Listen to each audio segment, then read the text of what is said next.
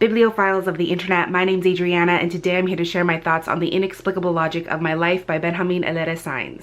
This story is about a character named Sal who's starting his senior year in high school, and up until now he thought he knew his place in his family with his gay adoptive father, his best friends Fito and Sam, and his beloved Mima. But lately he's been experiencing a lot of anger and confusion about his mom who passed away and his bio dad who he never knew, and these feelings are manifesting themselves in unhealthy and often violent ways. So part of him is terrified that the genes of a man he never knew might force him to change into a person he doesn't want to become, a person who's not the son his father raised him to be. Let me just make it perfectly clear that I understand I'm reviewing an ARC, an advanced copy, an unfinished, uncorrected, unproofed draft that could be one or two or even several drafts away from the finished product that's going to come out in March. I'm definitely planning on rereading the finished copy once it's released, and I look forward to seeing what kind of changes, if any, have been made. This story is classic Benjamin Alire Sáenz in the sense that it's very approachable, it's unassuming, it's a blink and you miss it kind of subtle. The writing is very simplistic, understated, straightforward, to the point where you might ask yourself, does this make me feel anything? Does this really matter?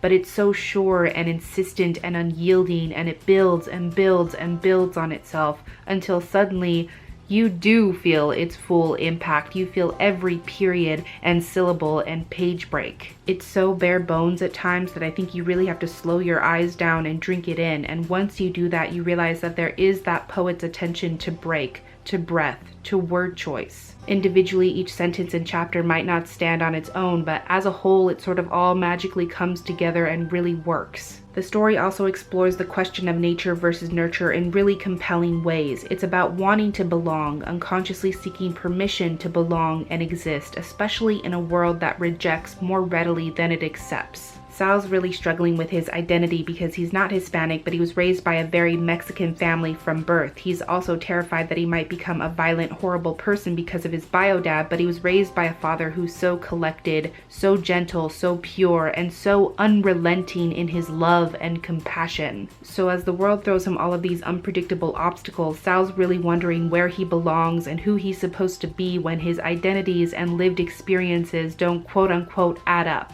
I think it's a really fascinating conversation, and ultimately it's not up to other people to decide who Sal is or where he belongs or what he should be doing or feeling. Those are things that only he can decide and know. And as the story goes on, you can see Sal learning that life isn't governed by these set patterns. The world gives and destroys by its own logic, which is to say there is no logic involved. You can only face the next thing and the next thing and the next. There were a few minor elements that bothered me a bit. The first is all the text speak that's incorporated throughout. I do like that text messaging is included. It makes the story feel more real because messaging is a huge part of our day-to-day. It's a major form of communication, and ultimately it can be a lot easier to type what you're feeling instead of saying it out loud. But all of the strange abbreviations and fragmented sentences can tend to feel a bit dated, to me at least. I also found there to be a few problematic statements about queer people sprinkled here and there, which was surprising, honestly. Things like Sal thinking, my dad's pretty straight for a gay guy, or how when he and Fito go dress shopping with Sam and Fito picks out a dress that Sam might like, she says, wow, you really are gay,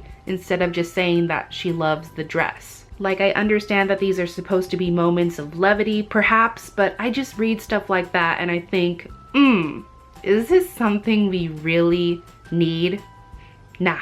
I was just hoping these moments would come back around and tie back into Sal's greater character arc, because you would think that given everything he's gone through, he would eventually realize that you can't extract people's unique combinations of culture, identity, lived experiences, and circumstances to try and fit them into these clear-cut boxes. Again, life and people are not governed by these man-made ideas of logic or even stereotypes. But that was really a missed opportunity and a connection that did not happen. So those were a few small, few and far between moments that I really could have done without, and that I hope against hope will be written with more nuance in the final draft. But other than that, I found this to be a powerful story about the families we make for ourselves and the families who claim us in return. It's about the beautiful, sometimes messy ways that humans love each other, and about allowing yourself to walk the path you make for yourself. It's about how the expectations we perceive for ourselves can be limiting because there is no one person we're supposed to become, only the person who we are, a person capable of growth and change and sustaining damage, a person who is always learning